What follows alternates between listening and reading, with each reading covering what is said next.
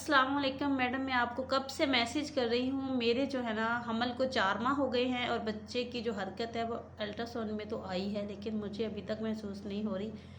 मुझे कब महसूस होगी?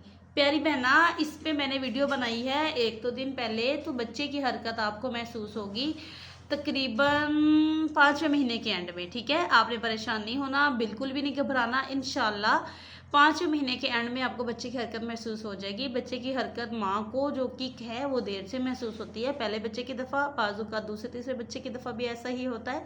तो इसमें परेशानी की कोई बात नहीं है। शायद कि आपने मेरी वो वीडियो देखी है या नहीं, तो फिर भी मैंने वीडियो बना दी है क्योंकि आपने और भी बहुत से कमेंट्स किए हैं। तो अब भी आपने लिखा है कि मैं कब से मैसेज कर रही हूँ।